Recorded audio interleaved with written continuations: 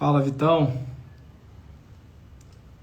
Bom dia. Vamos chegando, pessoal.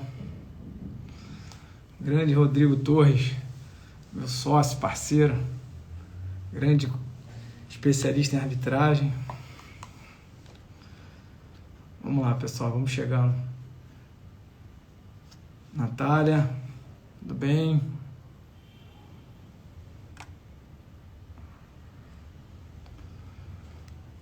Vamos esperar o nosso convidado entrar aqui.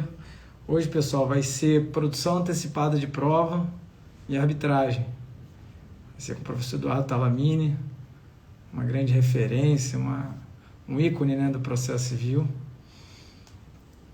Vamos esperar aqui.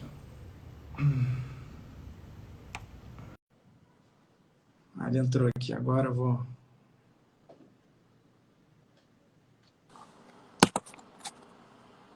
Fala, Vitão, tudo bem, cara? Saudade de você, pô, dá notícias aí. Grande Talamini. Tudo bem? Tudo Certinho? bem? Tudo Jóia. ótimo. Me vê bem? Me ouve bem? Vejo. Só vou mudar um pouco aqui minha iluminação. Tá. Mudou a equação aqui quando a gente compartilhou a tela. Ah, tá. Tinha muita luz, agora está pouca.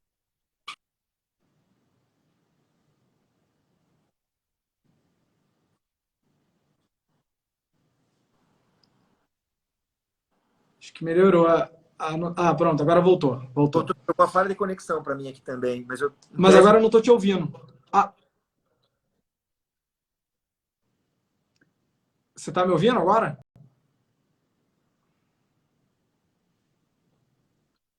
Agora, eu acho que tá falhando um pouco assim, mas deixa eu ver se... Tá tipo a ampulheta rodando quando a sua imagem aparece aqui para mim. Vocês estão me vendo bem, pessoal? Estão me ouvindo bem? Só dá um sinal aí no chat, se vocês puderem. Só para ver se a minha conexão é do Talamini.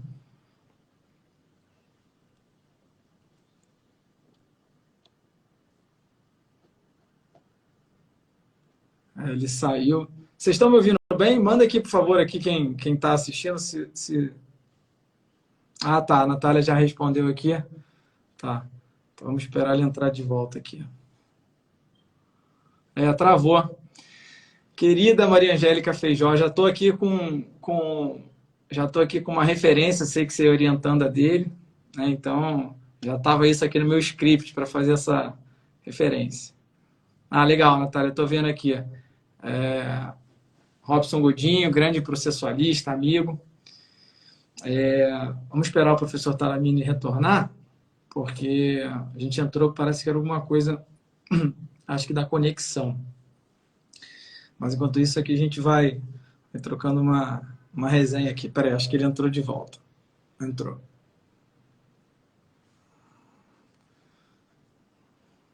Acho que agora vai dar. Oi. Agora sim. Fui saído, até escrevi ali no WhatsApp para você. Recebi um anúncio agradecendo a minha participação, como se ela deve ter havido uma interrupção de conexão, né? Bom. Agora acho mas que agora tá perfeito agora. Tá. Bom, grande Talamini, primeiro dizer, cara, a gente já se viu assim, pessoalmente algumas vezes, mas a gente nunca fez uma palestra ou um evento juntos, então para mim é uma grande alegria, uma grande honra também para a ESA ter você aqui com a gente hoje. Acho que eu nunca tive a oportunidade de falar isso para você diretamente, mas eu te considero um dos maiores processualistas do país. Hoje de manhã eu estava pesquisando o seu Lattes, fiquei impressionado com a sua produção acadêmica, bibliográfica, realmente, assim, centenas de trabalhos, centenas de artigos, capítulos de livro, bancas. Tô velho, né? Fazer o quê?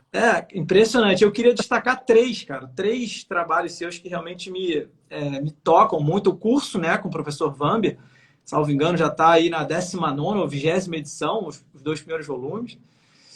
Tem um livro que eu estou usando muito na minha tese de doutorado, que é o teu livro de 2001, cara, o Tutela Relativas de Fazer e Não Fazer, que você fala um pouco de sanções premiais lá, então é o tema da minha tese de doutorado. E também esse aqui, que está na minha mão, que você coordenou, né, o Medidas Executivas Atípicas com Minami, que você tem logo o artigo inaugural, né, dessa obra, que também é muito bom. Eu vou te apresentar aqui rapidamente sobre a liturgia tradicional, aí te passo a palavra para considerações iniciais, aí fixo aqui o tema aqui, e aí depois eu começo as provocações, beleza?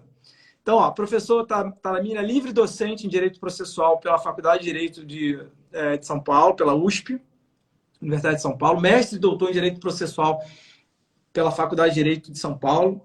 Não, minto, pela São Paulo também? São Paulo, né? Professor adjunto de Direito Processual da Faculdade de Direito da Federal do Paraná. Não que faça muita diferença, mas agora eu sou professor associado já. Associado, maravilha.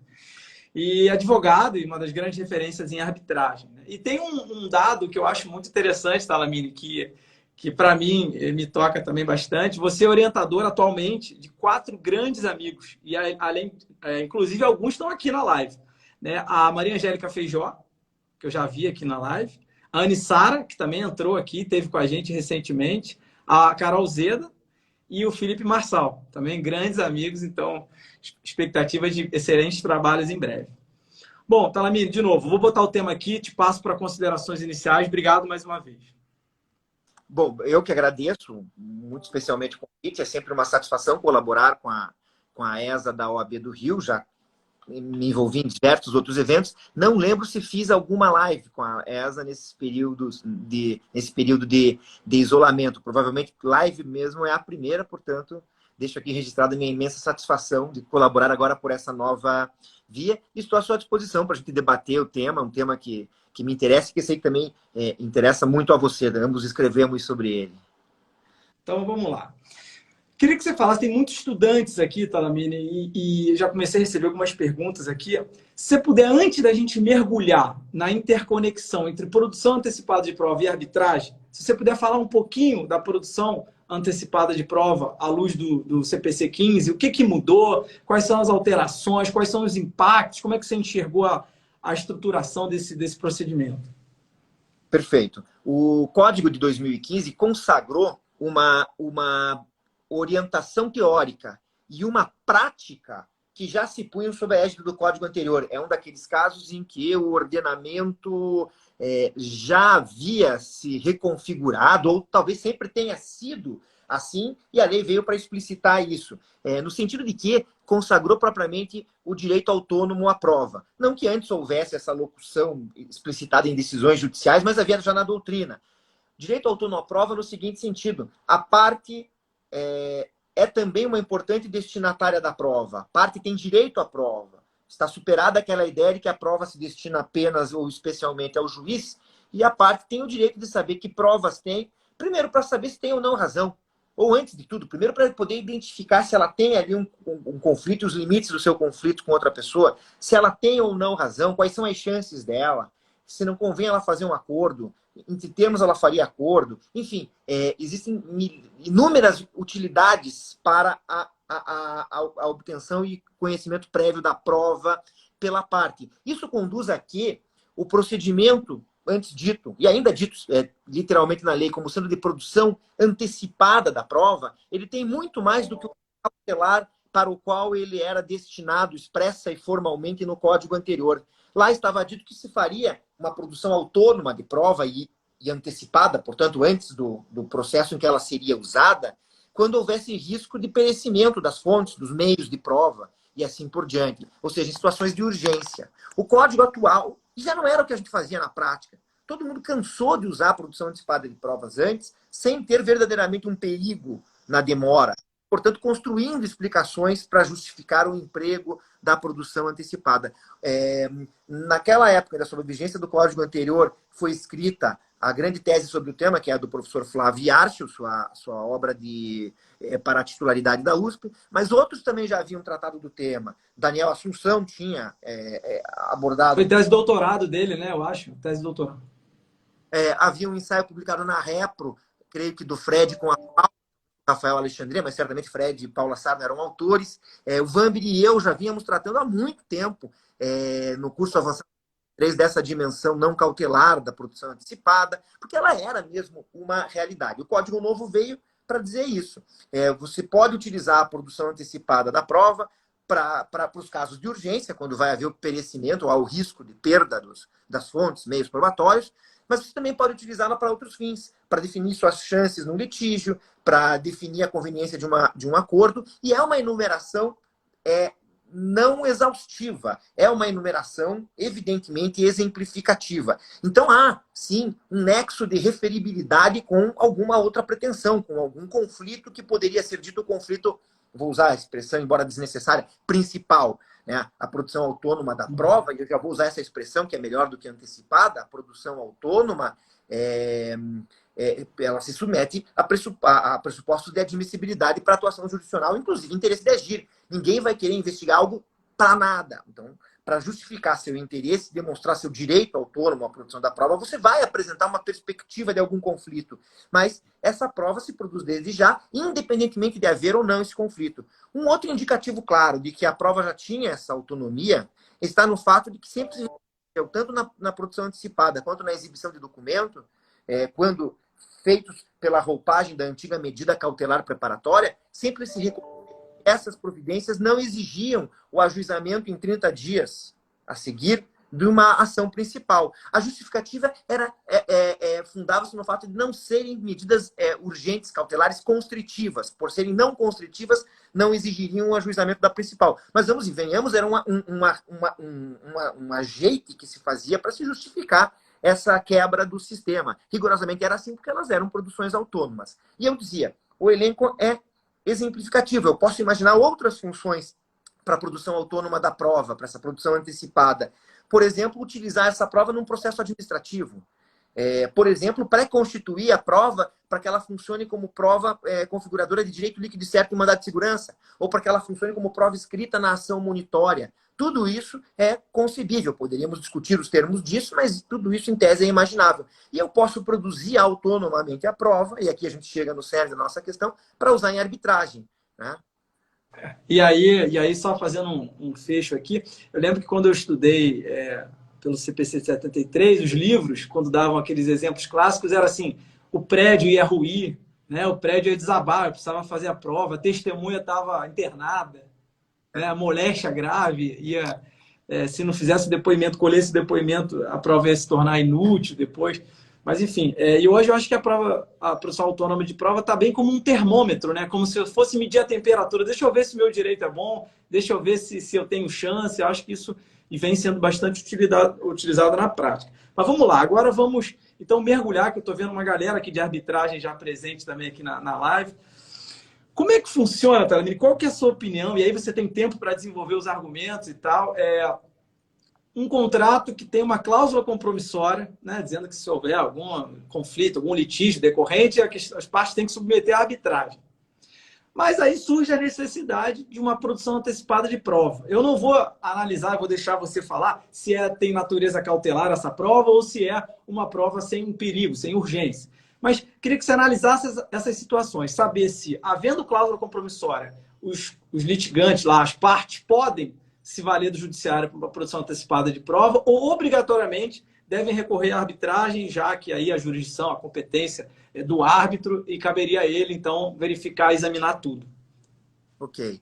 Bom, vamos antes pela parte fácil. Se a produção antecipada justifica-se por razões de urgência, se, portanto, tem natureza cautelar, perecimento dos meios de prova, etc. e tal, a solução é mais simples, porque o artigo 22A da lei de arbitragem, confirmando o que já estava dito de modo não tão claro na redação original da lei e aquilo que havia sido sedimentado na doutrina e na jurisprudência ainda antes da lei atual, e antes da lei atual por Clóvis do Couto e Silva e por Carlos Alberto Carmona, que foi sendo sedimentado e tudo mais, o que se estabeleceu, o STJ decidiu, enfim, o que se entendeu foi que, se não há uma arbitragem, um tribunal arbitral instaurado, providências urgentes, no que estaria incluída a produção antecipada de provas por razões de urgência, podem ser requeridas ao Poder Judiciário. Já adianto que o 22A não disse tudo o que tinha de dizer, porque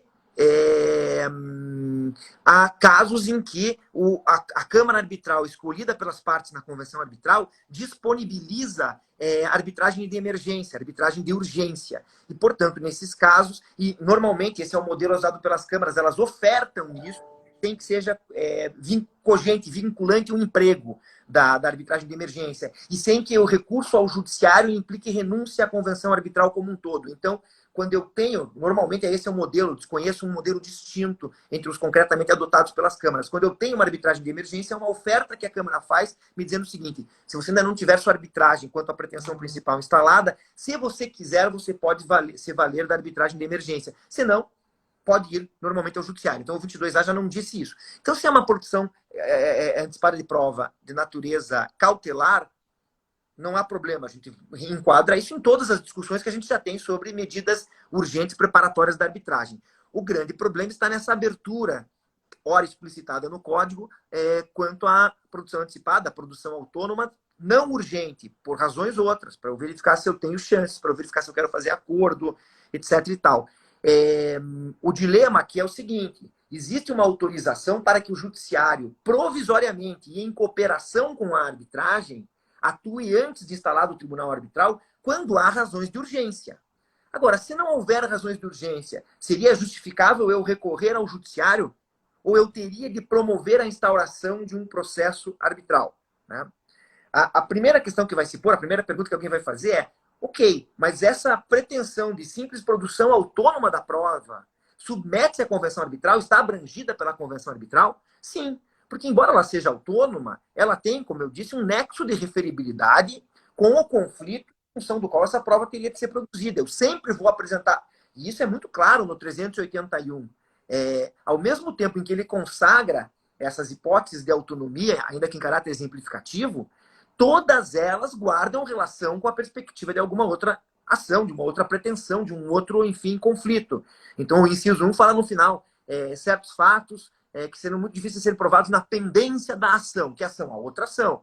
Depois, meio adequado para a solução do conflito. Que conflito? O conflito principal. E assim vai. Evitar ajuizamento da ação, de ação. Sempre está se pensando num outro conflito. Portanto, a produção antecipada de prova, essa pretensão, submete-se ao regime jurídico de solução do conflito aplicável à pretensão em função da qual ela se justifica. Logo, se a prova para ser produzida seria usada potencialmente num conflito que é submetido à arbitragem, a produção antecipada de provas, essa ação também submete-se à convenção arbitral. E acho que disso não há mais dúvidas. Há uns poucos autores que ainda sustentam o caráter administrativo da produção antecipada, mas isso vai violentamente contra todo esse pensamento que consagra o direito autônomo à prova. Né?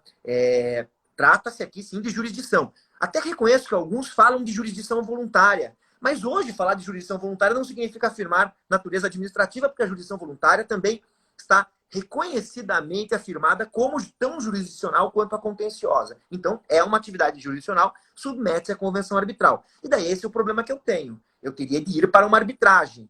A autorização para eu ir antes ao judiciário, antes de instaurado o tribunal, se aplicaria a esse caso em que eu não tenho uma pretensão fundada em razões de urgência? Abro um paralelo aqui. O que acontece com a tutela da evidência? Eu poderia pleitear preparatoriamente tutela da evidência para o judiciário quando eu tenho convenção arbitral? E a resposta é não. Tá? Eu teria de, desde logo, pleitear isso na arbitragem, ressalvada alguma convenção específica nesse sentido, que as partes são livres para desenhar o modo de divisão de trabalho entre judiciário e arbitragem. Se isso não foi pactuado, uma tutela de evidência eu não viria obter antecedentemente no processo judicial. Até porque não existe a figura geral da tutela antecedente de evidência, só existe a de urgência. Né? Dito isso, a primeira e mais direta resposta que se tem para dar é: se eu pretendo produzir prova antecipadamente por razões que não são de urgência, e eu tenho uma convenção arbitral, eu tenho de me submeter à convenção arbitral. E eu precisaria instaurar uma arbitragem. Né? Posso continuar? Não, pode continuar, vai tocando. Tá bom. E essa é uma solução evidentemente desconfortável. Ninguém se sente bem com ela. Né? Nem quem eventualmente tem algum desconforto ou antipatia com a arbitragem em si. Ainda tem muita gente que talvez tenha esse tipo de preocupação, mas também entre aqueles arbitralistas tradicionais, as pessoas da comunidade arbitral, nota-se aí uma situação problemática, porque isso implicaria eu ter de instaurar um processo arbitral com toda a sua complexidade para a instauração. A arbitragem como um todo desenvolve-se de um modo mais rápido e eficiente, eu diria, do que um processo judicial, até porque por ter um único grau de jurisdição, por ter juízes quase que especialmente dedicados àquele caso e tudo mais. Mas o início do processo arbitral é demorado. Ele é demorado. A constituição do tribunal arbitral, a escolha dos árbitros é demorada. Então, essa é evidentemente uma solução pouco satisfatória. O que me levou, em 2016, quando eu escrevi um ensaio sobre o tema, eu já havia escrito alguma coisa em comentários, nos comentários acho que do Kramer e do Cabral. E depois, quando eu fiz um ensaio um tanto mais aprofundado, eu cogitei fundamentos para a gente não ter de ir desde logo para a arbitragem quando tivéssemos uma produção antecipada não urgente. E eu cogitei dos seguintes argumentos. Dúvidas quanto à própria arbitrabilidade do conflito. Eu não tenho certeza se aquilo é arbitrável ou não. Às vezes eu estou por dentro da prova até para identificar exatamente qual é o conflito e saber se ele está inserido na convenção ou não. Mas para isso há uma resposta. Já antecipo aqui, que é o princípio da competência-competência. Na dúvida, prevaleceria a competência arbitral. O outro argumento, custos. Custos excessivos para se instaurar um tribunal arbitral para apenas produzir uma prova. Geralmente a tabela de custos mínimos é muito alta. Se as partes não fizeram nenhuma ressalva, aquela arbitragem vai se enquadrar lá no modelo normal de arbitragem não expedita. Haverá 3 árbitros normalmente. Isso tudo será muito custoso. Resposta para isso também existe. A onerosidade excessiva da arbitragem, o custo alto dela e a dificuldade para se enfrentar esses custos não são fundamentos para afastamento da eficácia da convenção arbitral. Tá? No direito estrangeiro, eu sempre gosto de citar o caso do bombeiro hidráulico na Alemanha, uma disputa entre uma dona de casa e um encanador, né, que recebe o pomposo nome de bombeiro hidráulico, e o contratinho que eles usaram previa arbitragem. Um belo dia, um dos dois entrou em conflito com o outro e deparou-se com a situação paradoxal de ter de ir para uma câmara arbitral custosa para resolver um conflito lá da prestação do serviço no domicílio da dona de casa. E isso chegou ao judiciário alemão, que disse que o excesso de custo, quando a arbitragem foi livremente pactuada, não é fundamento para afastamento da convenção arbitral, se uma das duas partes signatárias ainda pretende a adoção da arbitragem. E isso já foi enfrentado no Brasil, no Rio de Janeiro. Foi enfrentado em mais de um caso, mas foi enfrentado pelo menos uma ocasião no TJ do Rio de Janeiro, em acórdão relatado pelo nosso caríssimo processualista e amigo de todos nós, né, da comunidade jurídica, o professor e desembargador Alexandre Câmara. Né, e ele foi o relator desse caso e manteve a convenção arbitral. É bem verdade, e o Thiago Cabral, né, tem uma tese sobre não conseguirei falar impecuniosidade da arbitragem. A arbitragem fica muito cara para o sujeito pagar, né? E o Thiago muito bem observa que o acórdão relatado pelo Câmara fundou-se muito mais em competência do que em enfrentar a questão em si do excessivo custo. Mas essa é uma orientação, é uma tendência de se afirmar que vale muito isso para a arbitragem. Ajoelhou, tem que rezar. Se você convencionou a arbitragem, e se isso foi livre de sua parte, você tem agora que arcar com as consequências disso. Se o seu adversário quer ir para a arbitragem, você teria de ir para a arbitragem. Então, esse segundo argumento também é falho. Esse segundo argumento que eu usei. Vejam que eu estou aqui para os meus próprios argumentos. Que eu fazia, a terceira observação que eu fazia era pode haver, e muitas das vezes haverá, necessidade de uso da força. É muito frequente que a coerção precise ser empregada, seja para autorizar o perito a entrar no imóvel, seja para que uma testemunha venha efetivamente depor, seja para que um documento seja exibido. Lembrando a todos que hoje a exibição preparatória, antecedente de documentos, também se submete ao processo da produção antecipada, né, se for o caso. Então, se vai haver necessidade de uso da força, e se a força não pode ser empregada pelo árbitro, e ele teria de recorrer ao judiciário, não faria muito sentido instaurar-se uma arbitragem só para produzir a prova, e depois de instaurada a arbitragem, esse tribunal arbitral ter de voltar lá ao judiciário, que nós não quisemos usar desde o início, para o judiciário adotar os atos de força. Então eu dizia, talvez esse conjunto de razões, que todas elas sozinhas são rebatíveis, porque essa terceira também é. Qual que é a resposta que eu dou para essa terceira? Ok, mas quem define os pressupostos de admissibilidade da produção antecipada, se há convenção arbitral, há de ser o árbitro. E logo eu estaria suprimindo essa competência do árbitro se eu fosse direto para o juiz. Mas esse conjunto de argumentos eu tentava somá-los todos e, por pontos, né, mostrar a razoabilidade de se ir diretamente ao judiciário. E, né, você, Marcelo, escreveu também sobre o tema, né? Acho que nessa obra até aqui, deixa eu considerar. Nessa aqui, pelo menos aqui também saiu, né? Uma obra importante, provas, coordenada pelo Bruno Fuga, Daniel Conago e o Thiago Antunes. E a verdade é que nós dois fomos honrados com uma citação, né, do Tribunal de Justiça de São Paulo, que concordou com os nossos argumentos para que essa produção antecipada não urgente fosse feita perante o Judiciário. A questão é que eu, como você já percebeu, estou confortável com esses argumentos. Né? Eu diria que é muito discutível que esses argumentos, mesmo que somados, justifiquem a competência judicial. Então, eu fui atrás de novos argumentos. E pergunto para você, posso continuar? Pode, só fazer um registro aqui, que eu estou vendo muita gente assim fazendo pergunta para você, e vários amigos do processo, Rodrigo Fux, a Pantoja, ao Marçal, Luiz Vale, Fernanda Gomes. Então, assim, pessoal aí também prestigiando, agradecer a presença de todo mundo. E dizer o seguinte, só um parênteses rápido. Ontem, eu tenho um grupo de pesquisa de arbitragem e propriedade industrial. Eu pedi para o coordenador lá, que é o Caio, fazer uma busca em todas as instituições arbitrais, saber se existe em algum regulamento já esse serviço, que seria para uma produção antecipada de prova sem urgência. E ainda não tem. Isso ainda não tem. Seria talvez uma coisa para desidratar esse argumento do judicial, dizendo, olha, as câmaras, inclusive, oferecem um preço menor. Fecha o parênteses e te devolvo a palavra. Ótimo. Eu iria encerrar dizendo isso. Então, adianto para a gente ficar falando da mesma coisa aqui agora. Em 2016, nas jornadas de processo que ocorreram em Porto de Galinhas, no painel sobre arbitragem, creio que foi o único naquelas jornadas, no painel sobre arbitragem, composto pelo quem que estava nesse painel? Rica Aprilhano, talvez, Flávia Archel, Carmona, não sei se estava participando ou assistindo como eu. Isso foi posto em debate. E saiu-se de lá, e era, digamos, um painel composto fundamentalmente por pessoas da arbitragem, quando menos processualistas também muito inseridos no mundo da arbitragem. E saiu-se de lá com a seguinte conclusão, de que era competência da arbitragem, mas que havia um compromisso e uma necessidade das câmaras, a partir dali, darem uma solução regulamentar para isso, criarem uma solução para isso. E eu acabaria essa minha exposição perguntando isso. Pois é, qual delas regulamentou isso? Absolutamente nenhuma. Aquela de que eu sou vice-presidente, a Câmara de Arbitragem e Mediação da Federação das Indústrias aqui do Paraná, a CANFIEP, ela tem um projeto de alteração, de reforma do seu estatuto, e nesse projeto o que se prevê é que a produção autônoma passa a submeter-se ao regime jurídico da arbitragem expedita, que é a solução mais simples e rápida, seria essa resposta a que você se refere. Criar uma arbitragem expedita é barata, é só com um árbitro e tudo mais. Ela é constituída, o tribunal é constituído, esse árbitro único é constituído mais rapidamente e assim por diante.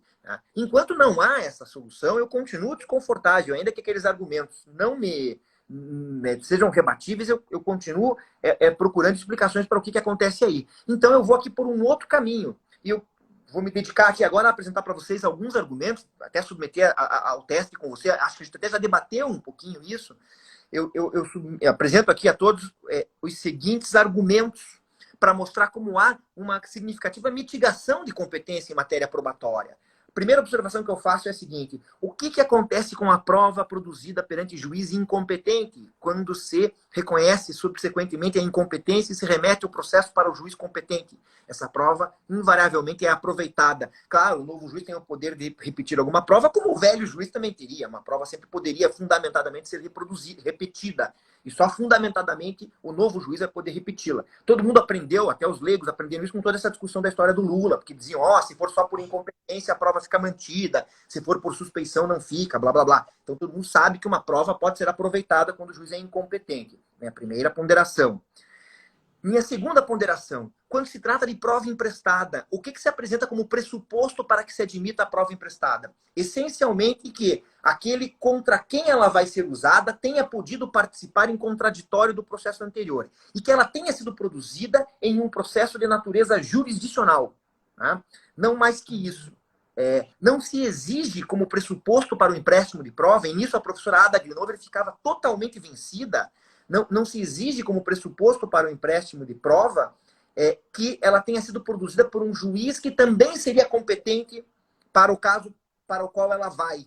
A professora Ada dizia que exigia-se que houvesse pelo menos uma coincidência quanto aos critérios de competência constitucional. Então, juiz trabalhista não poderia trazer prova emprestada de juiz comum, porque é a Constituição que diferencia a competência de um e outro. Juiz federal não poderia trazer do juiz estadual. Isso não é acolhido. A construção da professora Ada tinha muito a ver com uma antiga construção dos criminalistas, dos processualistas penais, na época da ditadura, pela qual eram totalmente inaproveitáveis os atos praticados pela justiça incompetente por violação a normas constitucionais. E qual era a grande preocupação desses processualistas penais naquela época? Vejam que tudo é uma questão de época e de ambiente político. Era uma preocupação com instrução probatória feita perante a justiça militar, quando só lá na frente, depois de muita e árdua batalha do acusado, ele conseguia tirar aquilo da justiça militar para a justiça comum, geralmente com a intervenção do Supremo, né, Tribunal. E então, o que se pretendia era anular tudo para haver uma produção probatória perante uma justiça que era reputada mais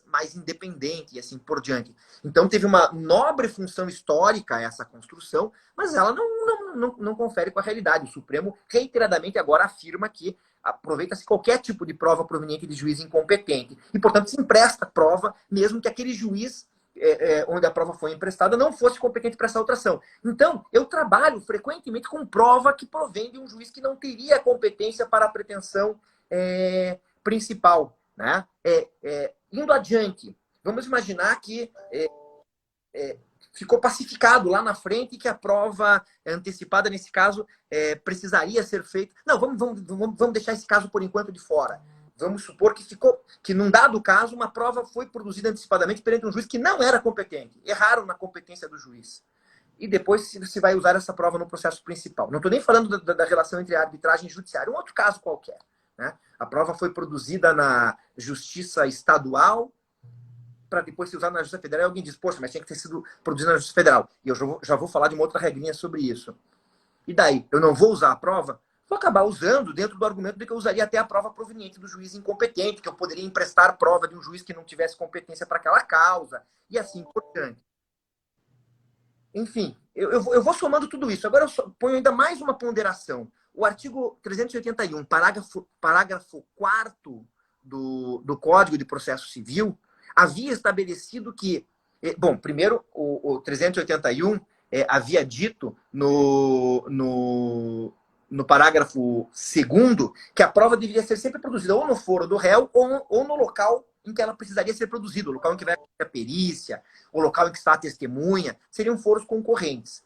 E no parágrafo 4º desse mesmo 381, foi dito o seguinte, no terceiro foi repetida a regra tradicional de que essa produção antecipada não previne competência, e no parágrafo 4º havia sido dito o seguinte: se o local em que a prova precisar ser produzida, né, se o local da competência lá, não for sede, se no município não houver sede de justiça federal, dá para fazer isso na justiça estadual, pode-se fazer na justiça estadual.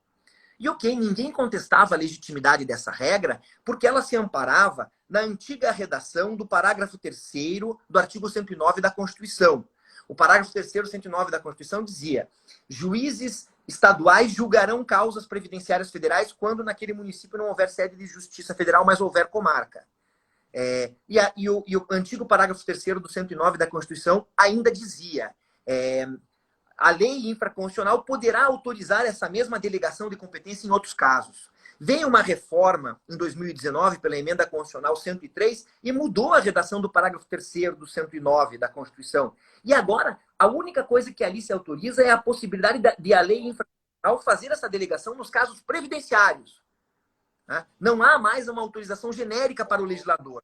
Daí eu pergunto, o que aconteceu com esse 381, parágrafo 4º? Ele se tornou inconstitucional por conta da alteração na Constituição? Ou nós conseguimos dar para ele ainda algum sentido e utilidade? Pouca gente ainda debateu o tema. Tem uma pequena passagem sobre isso no curso avançado, na edição do ano passado, do curso avançado. Pretendo retomar um pouco o tema na edição que sairá esse ano.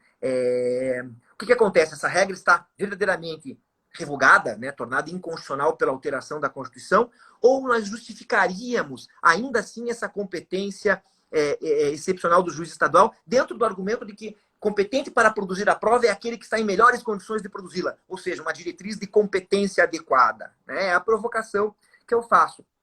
Por outro lado, o 22A da Lei da Arbitragem não disse tudo o que tinha de dizer, porque eu já mostrei aqui que ele esqueceu de falar da hipótese em que existe arbitragem de urgência e tal. Ele não regulou com completeza o tema.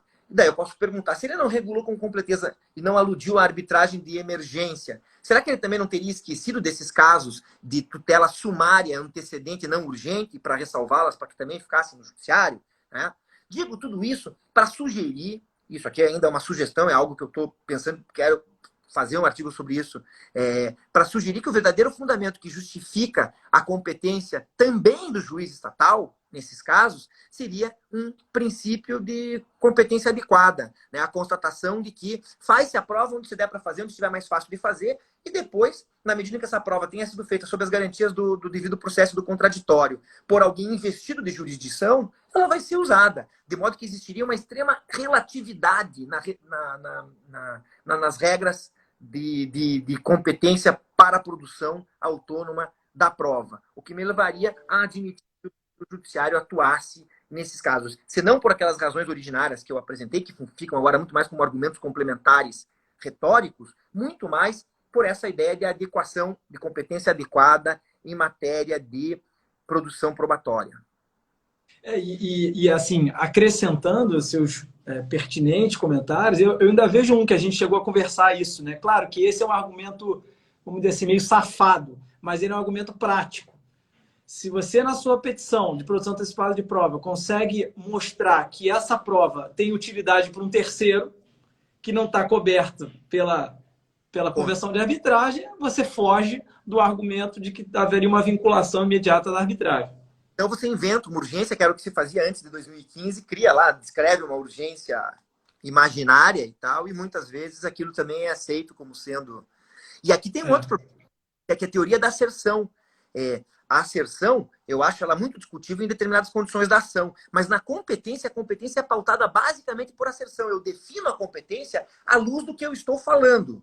Se eu estou falando que eu tenho uma relação de emprego, eu não vou decidir o mérito se aquilo é relação de emprego ou não, para daí definir quem é competente. É competente à luz da minha pretensão, que é trabalhista, o juiz trabalhista. Se lá na frente for descartada qualquer relação de trabalho, isso vai gerar uma improcedência dessa demanda. Né?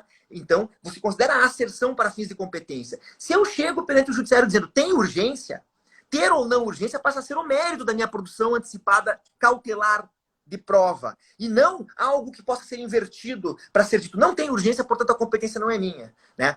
O raciocínio seria, você afirmou que tem urgência, portanto a competência é minha. Se você não tiver urgência, o que eu posso fazer é indeferir o seu pedido de produção antecipada. Né? Então, até alguma coisa assim poderia vir a acontecer. Né? Que é também você construir uma urgência. Essas coisas tendem a ser sempre falsas.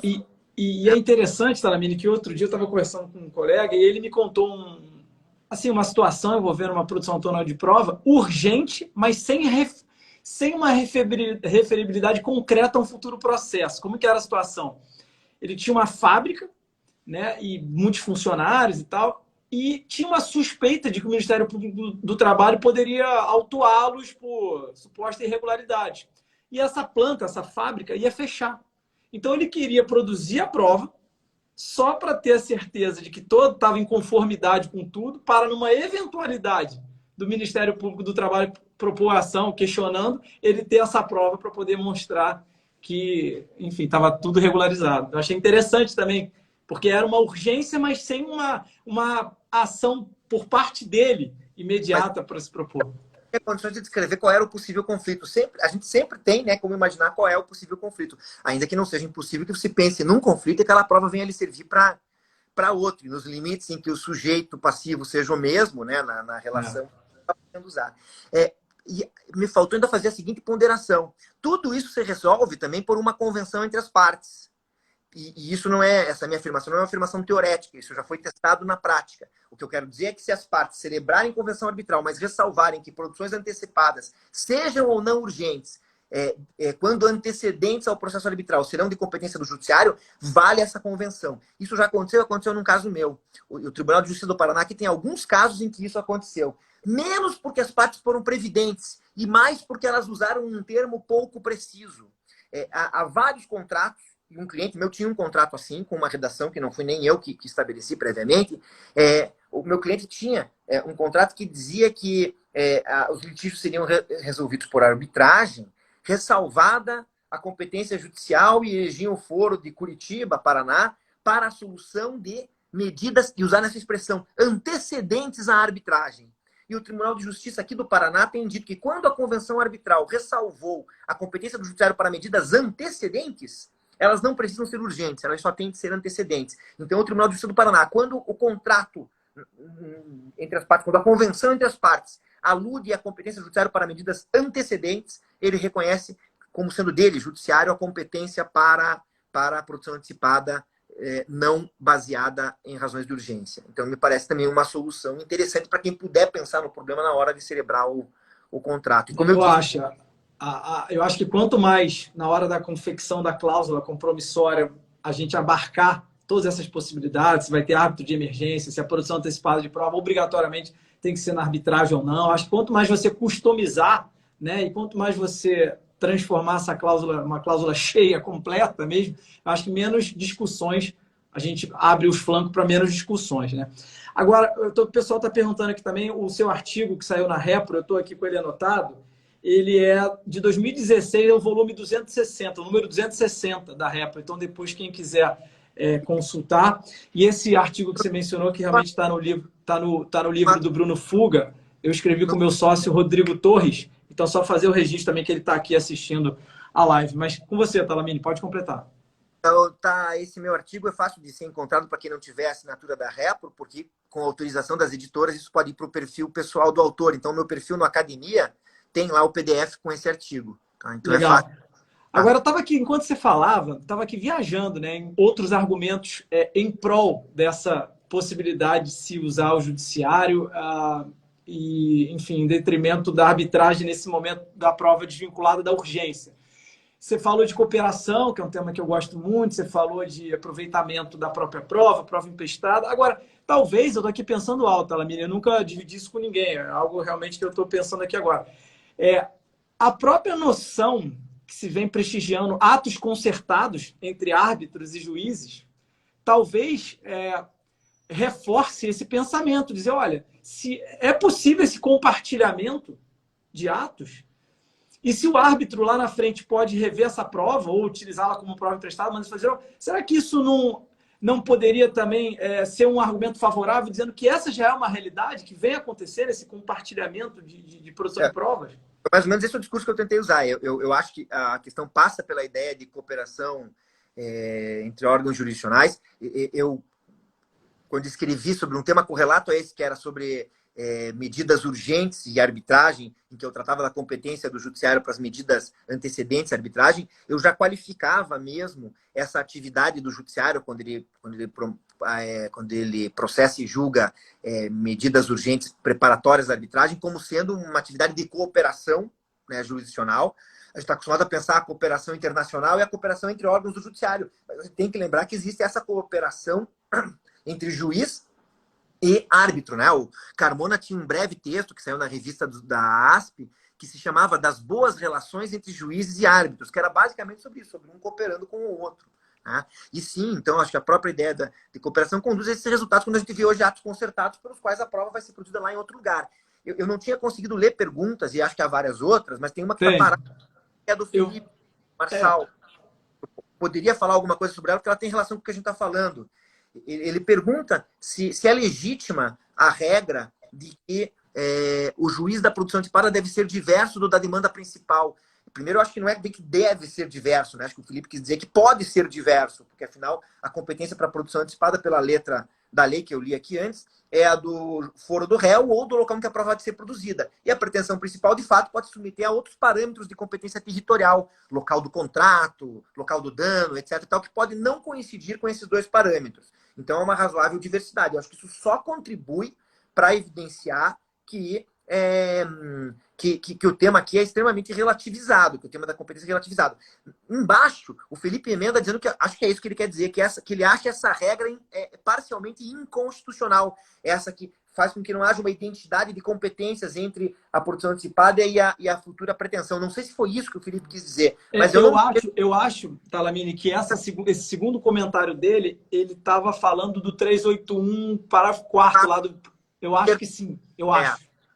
Ali sim, muita gente vai dizer isso, que ele é parcialmente inconstitucional, ele só não é inconstitucional atualmente quando a causa for previdenciária, porque aí esse é o único caso está autorizando. Agora eu desconfio por que o Marçal fez essa pergunta. Ele está estudando muito a questão de economia comportamental, vieses. Eu acho que ele está pensando assim, que o juiz que colhe a prova, que produz essa, enfim, gerencia a produção antecipada de prova, autônoma de prova, poderia, de algum modo, já ter um viés para a futura ação, um modo de julgar. Eu não sei. Mas eu acho que se ele está pensando nisso, ele que nem não deveria apostar as fichas em algo assim, seja em que sentido for, porque vamos e venhamos. A gente querer se preocupar em qualquer questão com qualquer questão de identidade física no judiciário brasileiro é uma verdadeira piada. Né? Nem quando o juiz que produz a prova é o juiz que semana que vem vai ter que dar a sentença, você tem a garantia de que vai ser o mesmo no direito brasileiro. Muda o tempo todo, etc. e tal. Então, o juiz da produção antecipada, ainda que ela fosse promovida na mesma vara, no mesmo juízo, depois da ação em que viria a ação principal, é grande a chance de não ser o mesmo. Digo que se na arbitragem acontecer isso, uma medida antecedente arbitral para a produção da prova, não há garantia de que os árbitros serão os mesmos na arbitragem seguinte. Nada impõe que sejam os mesmos. Então, identidade física não vai ser um vetor relevante para nenhum dos dois caminhos. Seja a defesa da competência do árbitro, seja a defesa da competência do judiciário. E da identidade física, no judiciário acabou. Na arbitragem, ela vai se pôr dentro do mesmo e único processo arbitral, não assim em dois sucessivos processos, como seria o caso. Por que eu digo que os árbitros não serão os mesmos? Porque a gente já tem essa experiência na chamada arbitragem de emergência. O árbitro de emergência não entra depois no painel arbitral subsequente. Até, eu suponho, posso estar errado, mas acho que há câmaras que expressamente dizem que ele não pode entrar no painel seguinte. É isso. Agora, aproveitando aqui esse nosso momento aqui, debate de produção antecipada de prova, tem uma questão que me intriga, eu queria saber a sua opinião, que é a seguinte. Vamos imaginar uma produção antecipada de prova para um depoimento pessoal. Sei lá, houve uma batida de carro e aí tem que ouvir lá o possível causador do acidente, ou algo do tipo, um depoimento pessoal. O juiz vai e intima esse fulano para comparecer, para depor. Ele não comparece. Qual é a consequência do não comparecimento dele? Né? O juiz não pode valorar essa prova, não vai julgar nada. Isso é uma litigância de má-fé e esse comportamento deve ser avaliado como uma prova atípica na futura possível ação. Como é que você enxerga isso? A minha preocupação é o descrédito com o Instituto da Produção Antecipada de Prova e não ter uma consequência imediata. Ele estaria sendo ouvido, digamos assim, numa antecipação do que seria um depoimento pessoal. Ele seria a própria parte. Isso. Né? Eu acho que não caberá a esse juiz emitir nenhuma valoração, mas o juiz do processo principal poderá usar esse fundamento como um fundamento para a formação do seu convencimento. O que não significa, na minha opinião, que não se possa agora e depois ouvir esse sujeito.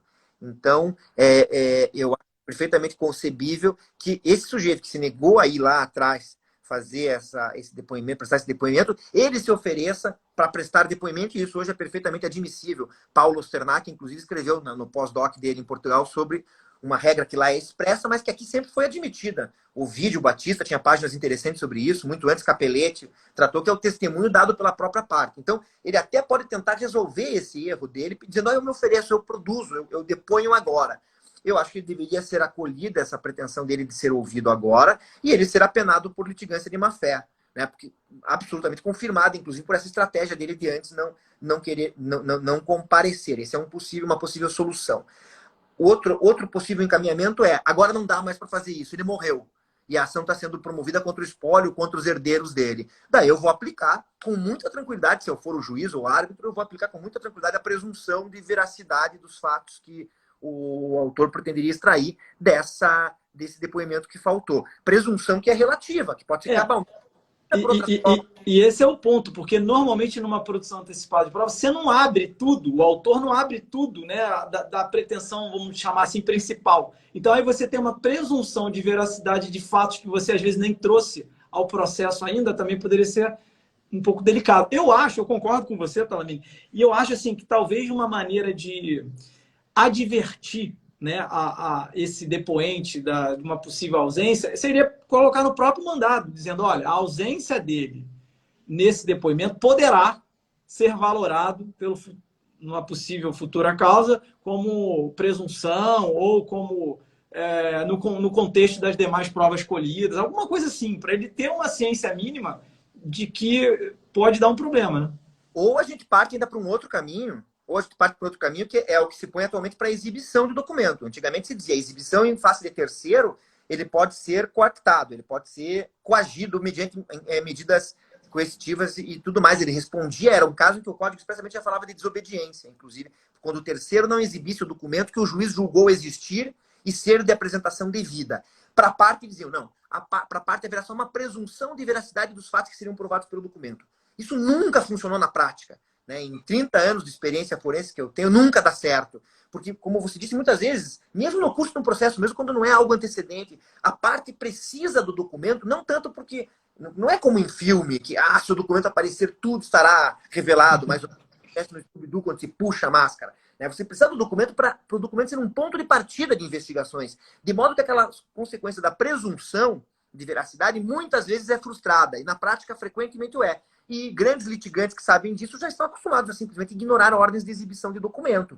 Daí vem o Código Novo e muda esse regime para dizer expressamente que na exibição do documento em poder da parte, quando determinada pelo juiz, e portanto o juiz já julgou que ela é devida, que é injustificável a recusa e que o documento existe, pode ser acompanhada de medidas coercitivas. Isso está hoje na letra da nossa lei para a exibição do documento. Me espanta até que o STJ gaste tanto recurso, tanta energia para discutir um tema que é resolvido expressamente pela lei. Tá? Mas discute. Isso tem tudo a ver com a atual ideia de cooperação.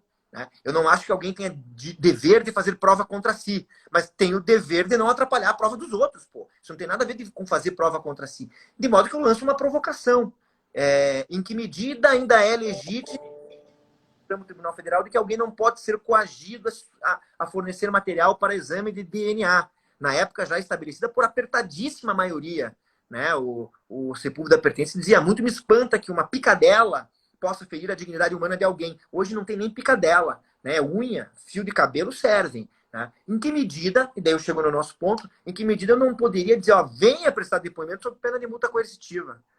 Venha prestar depoimento. Aqui você vai poder, eventualmente, se calar diante de certas perguntas e tudo mais, conforme os parâmetros legais. Mas me respeite, venha até aqui. Né? Interessante, bem interessante. Bom, faltam 5 minutos, Salamina. Eu queria que você deixasse assim, um recado para os advogados, prático, assim, tipo, os cuidados tem que se ter, então, na formatação de uma cláusula compromissória, como é que minimizar os possíveis problemas, se tem algum bizu, alguma coisa prática para o dia a dia do advogado nesse tema. Perfeito. Antes disso, só me deixa responder bem rapidinho Claro. a questão da Clarice Lara. Ela pergunta se essa construção toda serviria para a prova e como é que ficaria uma tutela de evidência. Sobre tutela de evidência, eu já me manifestei naquele artigo sobre tutelas urgentes e arbitragem. Tutela urgente e arbitragem, tutela provisória e arbitragem, melhor dizendo, para afirmar que não há essa competência do juiz estatal preparatoriamente, né? A não ser que uma convenção seja estabelecida expressamente nesse sentido. Então, não sei se isso responde a Clarice. Se não responder, estou à disposição para depois debater diretamente o tema com ela. Ela é uma frequente interlocutora minha, uma das mais frequentes atualmente. Maria Angélica, desvincular a produção autônoma da prova da existência do conflito, ainda que em potencial, é importante. Não, porque era uma pergunta, mas ela está reconhecendo essa desvinculação. Felipe...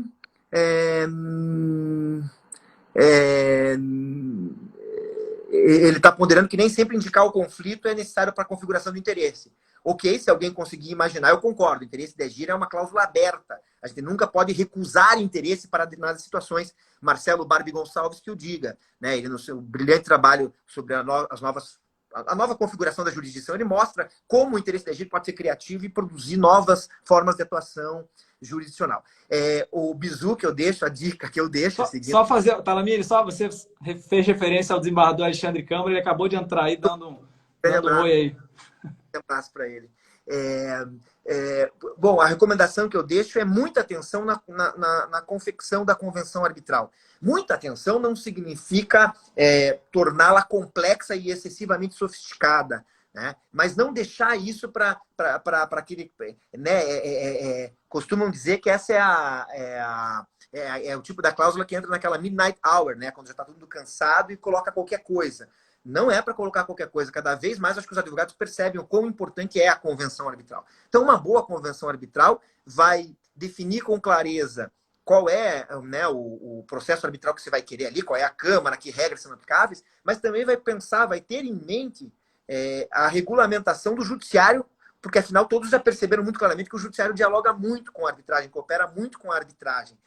Tem muita gente que ainda é cética quanto a negócios processuais, outros que não a convenção arbitral. Eu costumo dizer, e o nosso querido Cabral chegou a dizer, que os negócios processuais, por outro lado, no extremo oposto, viriam para diminuir o terreno da arbitragem. Eu acho que não é nenhuma coisa nem outra. Eu diria que a arbitragem, né, a prática arbitral e a prática contratual e negocial da celebração de convenções arbitrais é um importante fator de incentivo e de primeiro terreno fértil para os negócios processuais judiciais. Ou seja, quando eu estou convencionando a arbitragem, eu já aproveito para estabelecer disciplina do processo judicial que eu vou precisar no diálogo com a arbitragem. Entre outras coisas, eu posso me preocupar em disciplinar exatamente isso, como eu havia dito antes, expressamente indicar, ressalvar que, havendo a necessidade de produção antecipada de prova, quando ainda não instaurado o tribunal arbitral, essa competência será do judiciário, né? Independentemente dos fundamentos da produção antecipada, alguma coisa assim. Inclusive indicar o foro logo, né? Onde essa prova vai ser. O foro é só um pouco mais complicado, porque o cara chega e fala, a gente indicou São Paulo, mas eu tenho que fazer a perícia lá no interior do Pará, né? Mas pode indicar o foro do jeito que queira, então depois a gente vai avaliar em que medida esse foro também prevalece. Porque se eu relativizei a competência do árbitro em face do judiciário, vai ser difícil eu não relativizar que também é uma competência territorial em nome da competência adequada. Os caras colocaram que a produção antecipada vai ser sempre feita em São Paulo. Daí tem que fazer uma perícia lá na hidrelétrica no Pará, né? Fogo também dizer que... Outro dia eu peguei uma cláusula compromissória que falava assim, produção antecipada de prova no judiciário, ação anulatória, já escolhiam qual seria, possível ação anulatória já seria qual foro que seria.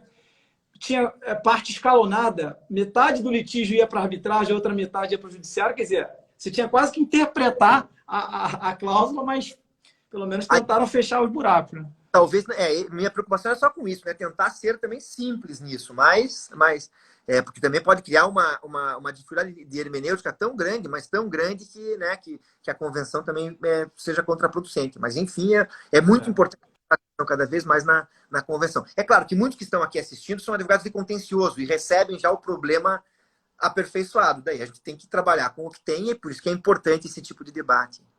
Maravilha, Talamini. Esse seu artigo realmente é muito bom. Quando sair esse próximo eu quero ler, porque sabe que é um tema que me interessa. E eu estou coletando algumas decisões judiciais, depois posso te mandar também. E a gente vai trocando figurinha. Você já chegou a ver essas aqui do Paraná, que ressaltam? Eu tenho algumas já coletadas.